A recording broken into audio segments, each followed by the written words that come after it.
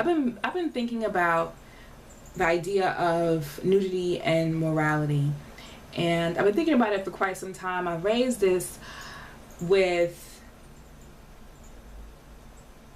a few people. I was having a conversation with my father one day around, traditional African religions, and we were talking about an ethnic group in Africa.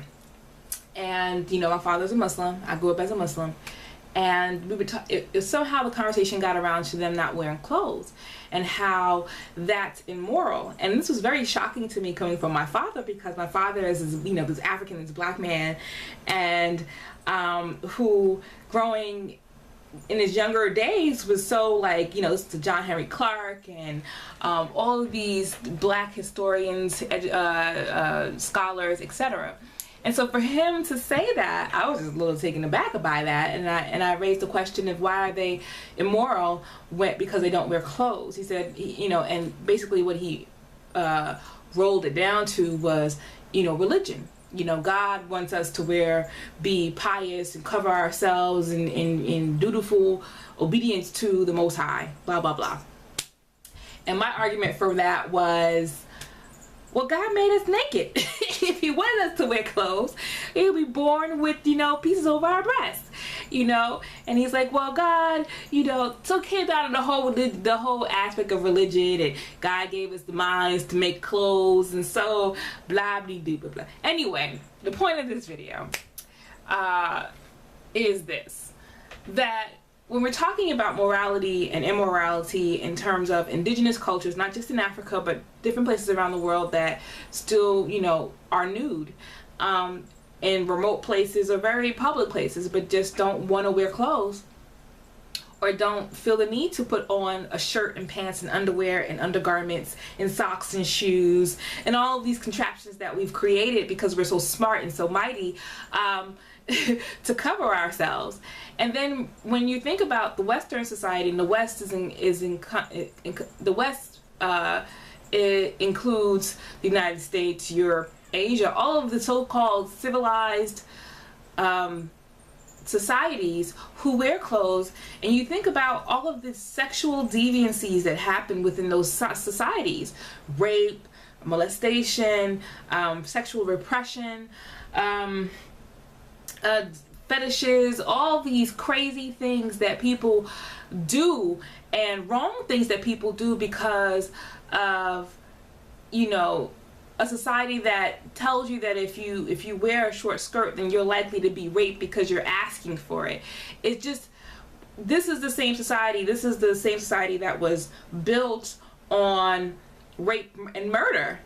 The same Christian, and I'm talking about the United States in particular, but the same society that was built on a Christian identity that went around the world raping and murdering people and sodomizing people and continued to use this as a means of control. These were the most clothed people on the planet at the time. And, the most up to your neck type things. And this is what was,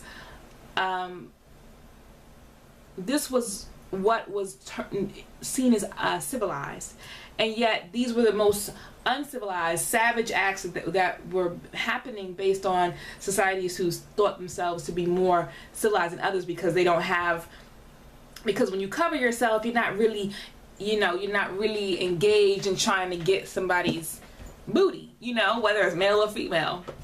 But that can be further from the truth, because in this society, then we have internet pornography, which is one of the highest grossing businesses on the web right now, and sex in every facet of our society is big.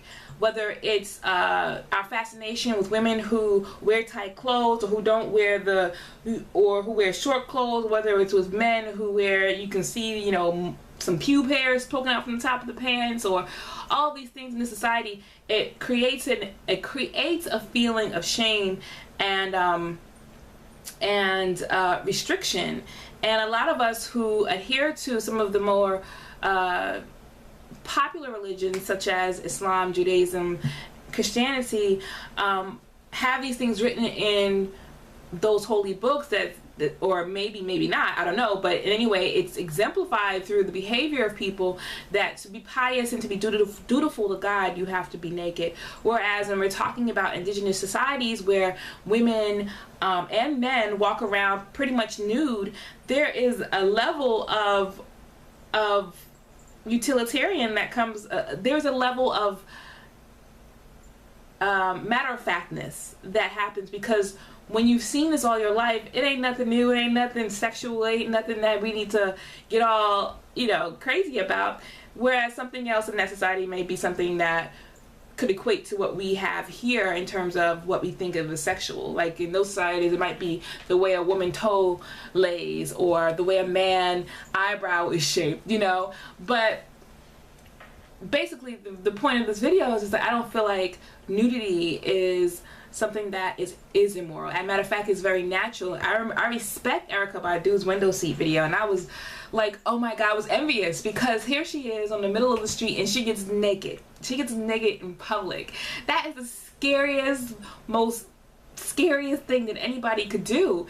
I had always had this fascination with just getting naked one day and being out in the middle of some long wheat field, you know, that has tall wheat, and I could just run through or just lay down and with my skin touching the earth and be a part of this thing that of our environment, and not have any barriers between me and that. And I understand that as society becomes more modern, and less traditional, that clothing is something that we adopt. But in the same vein, I don't think that we should chastise people who don't wear clothing to say that they're immoral, when matter of fact they seem to be more moral than any of us who wear clothes. If we're talking about, like I said, I gave the examples of the Europeans, but also Muslims were enslavers of Africans prior to Christians. So they are also dutiful to God and wear clothes from head to toe, manage the women, have to do but we're also a part of that sexual exploitation of African women as well. And any way that you see a clothed people, when they come in contact with people who are not clothed, there's that sexual thing that pops up in their mind and releases a level of savagery that but basically indicate that if you are clothed, you are less moral than somebody who is not clothed.